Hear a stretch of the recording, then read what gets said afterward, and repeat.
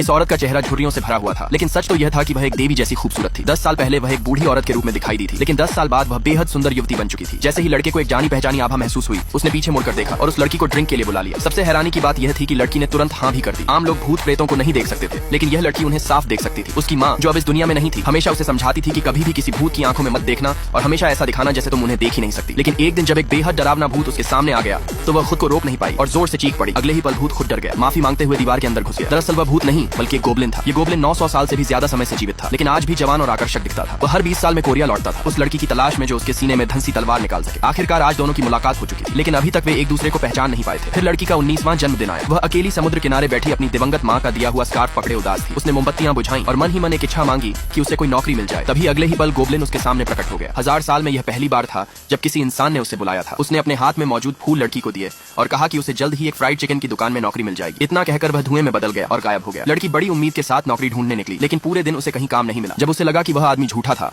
तभी बगल का कूड़ादान अचानक आग पकड़ बैठा। लड़की घबराकर आग बुझाने लगी और अगले ही सेकंड गोब्लिन फिर उसके सामने आ खड़ा हुआ। तब उसे पता चला कि आग बुझाते ही वह उसे बुला सकती है। यहाँ तक कि मोबाइल की डिजिटल मोमबत्ती बुझाकर भी वह उसे अपने पास बुला लेती थी। लड़की को यह खेल बहुत मजेदार लगने लगा, लेकिन गोब्लिन धीरे धीरे परेशान होने लगा। जब वह वहाँ से जाने वाला था, तभी लड़की ने उसका हाथ पकड़ लिया। इस बार गोब्लिन सचमुच हैरान रह गया, क्योंकि उसे छूने की ताकत केवल उसकी नियति में लिखी हुई दुल्हन के पास ही हो सकती थी। उसने तुरंत लड़की से पूछा कि आखिर उसे उसमें क्या दिखाई देता है। लड़की ने मासूमियत से जवाब दिया कि वह लंबा, हैंडसम है और उसे स्क्विड गेम वाले सेल्समैन जैसा लगता है। यह सुनकर गोब्लिन का धैर्य जवाब दे गया। उसने एक जादुई दरवाजा खोला और वहाँ से निकल गया, लेकिन किससे पता था कि लड़की उसके पीछे भाग पड़ेगी और देखते ही देखते दोनों उस जादुई दरवाजे से गुजरकर सीधे कनाडा पहुंच जाएंगे।